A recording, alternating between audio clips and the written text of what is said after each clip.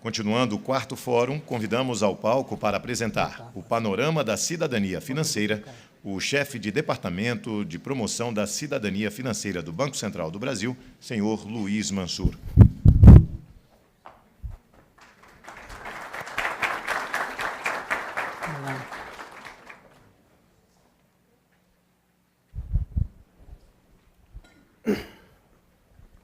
Bom dia a todos, assim como os que me antecederam aqui nesse palco, eu também gostaria de dar a vocês as boas-vindas ao quarto Fórum de Cidadania Financeira. Como o presidente Ilan destacou e o diretor Maurício, é muito bom ver esse auditório cheio do jeito que está aqui hoje. Nós tivemos mais de 600 pessoas inscritas para participar desse evento, o que mostra que o interesse da sociedade para debater a cidadania financeira é cada vez maior, e isso nos deixa muito satisfeitos. Obrigado pela presença, obrigado por terem vindo. Bom, a minha missão aqui é apresentar para vocês os principais resultados do primeiro relatório de cidadania financeira do Banco Central. E eu gostaria de começar essa conversa com vocês falando um pouco sobre a importância de se ter um bom diagnóstico. Eu inicio essa conversa perguntando quais seriam os rumos das empresas em que vocês trabalham se as decisões que fossem tomadas lá não fossem baseadas em uma boa análise de dados. Acho que vocês vão concordar comigo que quando nós tomamos decisões que não são baseadas em fundamentos, a gente arrisca aí seguir caminhos, sem orientação, sem um direcionamento. Você ter dados e não usar esses dados no seu processo de tomada de decisão é como você está dentro do seu carro, perdido, tendo um GPS à sua disposição, quer dizer, não faz sentido. Então, o relatório de cidadania financeira, ele tem justamente esse propósito, de ser o nosso orientador, de ser o nosso guia no desenvolvimento de políticas públicas para a cidadania financeira. Esse relatório ele nos traz indicadores que vão nos dar uma visão mais ampla, uma visão geral da evolução da cidadania financeira no país. Esses indicadores vão nos dar uma base mais sólida para que a gente pense e tome decisões mais adequadas em relação à cidadania financeira. Mas a gente não fez esse relatório para o nosso consumo, a gente não fez esse relatório para ele ficar guardado numa gaveta, nem dá para guardar o relatório numa gaveta, porque ele é um relatório moderno, um relatório digital, ele é um relatório interativo, ele está disponível na internet. Mas o que eu quero dizer com isso? Eu quero dizer com isso que a gente fez o relatório para que ele seja útil, para que ele tenha utilidade para vocês. Então, para quem é do governo e está aqui hoje, a gente espera que esse relatório sirva para o desenho de políticas públicas mais eficientes. Para você que é da academia, está aqui hoje, a gente espera que esse relatório, que esse trabalho, seja um indutor de mais pesquisas, de mais estudos sobre o tema. E se você é do setor privado, a gente espera que esse relatório sirva para que o sistema financeiro conheça melhor o cidadão, conheça melhor o cliente, a gente espera que o trabalho sirva para que as instituições financeiras identifiquem oportunidades de negócio, aprimorem o seu processo de trabalho e, por que não, também aprimorem a sua responsabilidade social. Bom, todo bom diagnóstico, ele começa com as perguntas corretas. E eu vou apresentar para vocês aqui a seguir as perguntas norteadoras do nosso trabalho. Foram as perguntas que guiaram o nosso trabalho ao longo aí do desenvolvimento desse relatório. E a primeira dela é: as pessoas estão acessando serviços financeiros, quer dizer, o cidadão tem à sua disposição uma variedade de produtos e serviços financeiros que seja adequado às suas necessidades? A população está usando os seus recursos de forma sustentável, quer dizer, o cidadão gasta menos do que ganha, ele consegue poupar, ele consegue gerenciar os seus recursos de maneira sustentável, de maneira equilibrada? O cidadão está sendo ouvido? Essa é uma pergunta de especial interesse para nós da área de cidadania financeira. O cidadão tem à sua disposição canais públicos e privados para que ele faça suas reclamações, para que ele faça suas demandas, para que ele peça informações? Enfim, os resultados que nós temos para essas respostas, os nossos dados, eles são muito animadores. Eles nos trazem boas notícias, mas eles também nos trazem alguns pontos de atenção, alguns pontos que nós precisamos investigar melhor, analisar melhor, para que a gente possa entender e pensar em políticas públicas para endereçá-los. Eu não vou me deter aqui em todos os indicadores do relatório, eu vou me concentrar em alguns, como eu falei, mas eu já deixo um convite aberto para vocês, para que vocês acessem o relatório, ele está disponível na internet, lá tem todos os indicadores, vocês vão ter, então, acesso a um panorama mais completo, mais geral, da cidadania financeira no Brasil. Vamos, então, começar com as boas notícias, né? Primeiro, nós somos um país de alta bancarização. Hoje, cerca de 85% da população brasileira tem acesso a uma conta bancária. E esse número vem se mantendo constante ao longo do tempo. Outra boa notícia é que, apesar de nossa extensa base territorial, nós somos um país de dimensão continental, além da alta bancarização, nós somos um país com alta capilaridade. Hoje, 100% dos municípios brasileiros contam com ao menos um ponto físico de atendimento. E isso é muito bom, principalmente considerando o cenário que a gente vê e que a gente observa, que é a queda do número de pontos físicos de atendimento. Essa queda está relacionada a alguns fatores, mas certamente um dos mais relevantes é a questão da tecnologia, né? O uso da tecnologia, dos canais remotos para a realização de transações financeiras, ele é cada vez maior por parte da população brasileira. Realmente, a gente caminha para um mundo digital, né? A gente sabe disso, e a população brasileira ela não é diferente.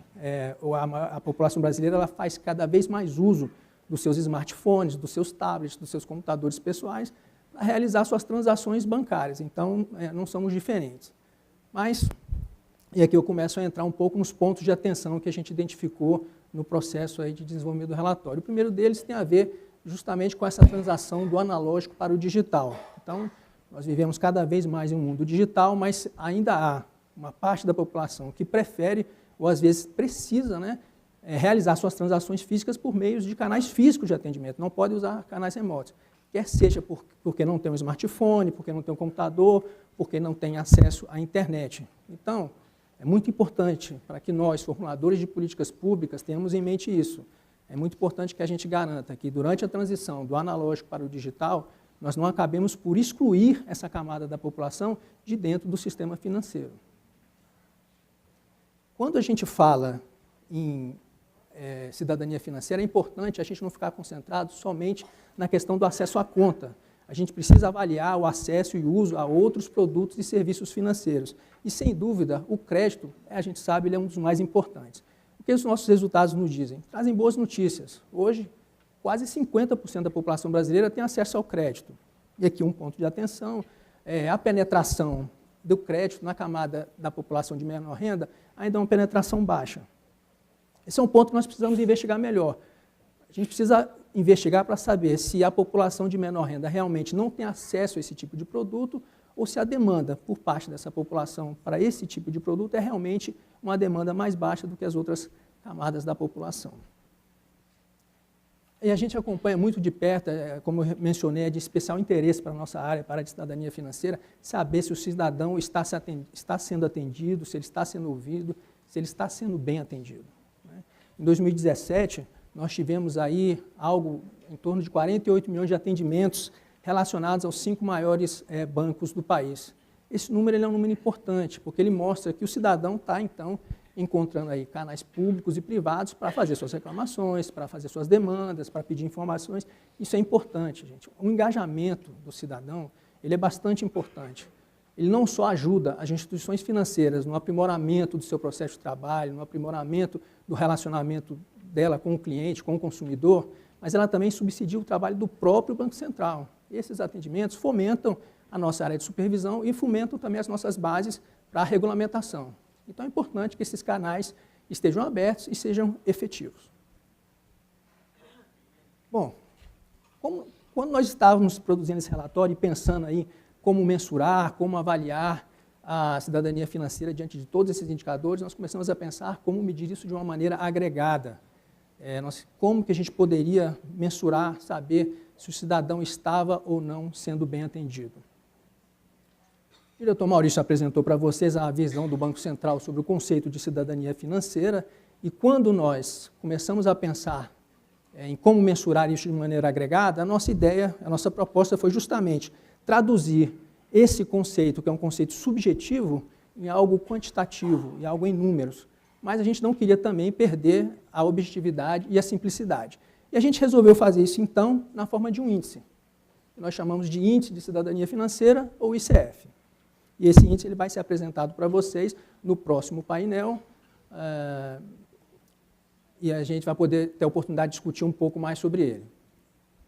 Esse índice ele vai nos permitir acompanhar a evolução da cidadania financeira no país e vai permitir também a gente comparar regiões. A gente vai poder identificar lacunas e desafios específicos para cada região e, quem sabe, com isso a gente pode até desenhar políticas públicas específicas para cada região para que a gente supere esses obstáculos e preencha essas lacunas.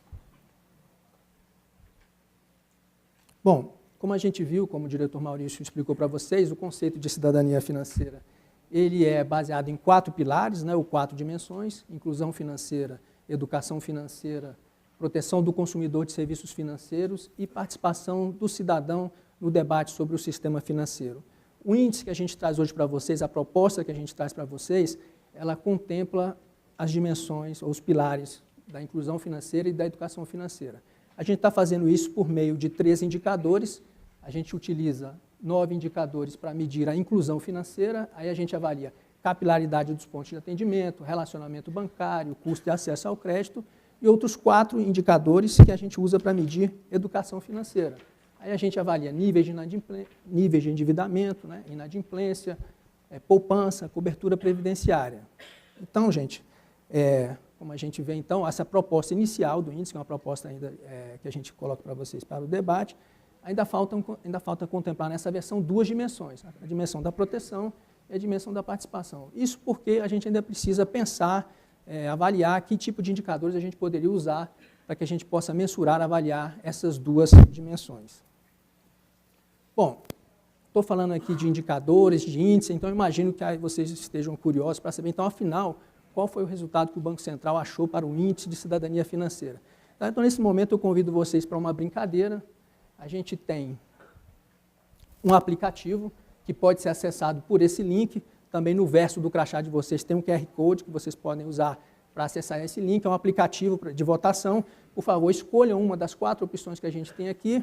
O resultado da votação de vocês ele vai ser apresentado no próximo painel, juntamente com o resultado que nós achamos. E aí a gente vai poder comparar a opinião de vocês com o resultado que o Banco Central achou para o índice, tá? Então, vocês podem fazer essa votação agora, vai ter uma transição aqui do meu painel para o próximo, mas, por favor, minha apresentação está terminando ainda, então, um olho no aplicativo, o outro em mim aqui, enquanto eu termino minha apresentação.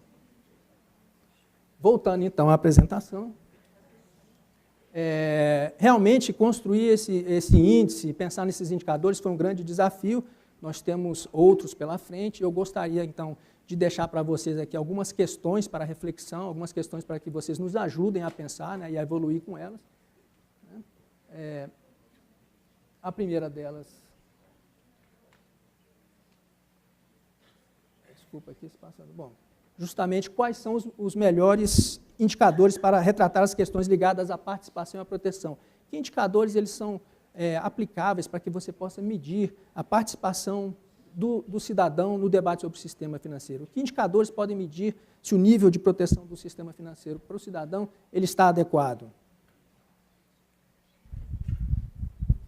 Em um país ainda, como eu mencionei, que trafega entre o analógico e o digital, como que a gente pode garantir que essa transição do mundo analógico para o mundo digital não acabe sendo excludente e não acabe por excluir parte da população do sistema financeiro? Como que a gente pode entender justamente essa demanda pelo crédito, essa baixa penetração do crédito na camada de menor renda da população? É uma demanda relacionada à falta de acesso ao produto, é uma demanda baixa relacionada porque realmente a demanda, né, por esse tipo de produto, por esse segmento, é uma demanda mais baixa. E, por fim, como saber se o uso de serviços está contribuindo para o bem-estar financeiro dos cidadãos?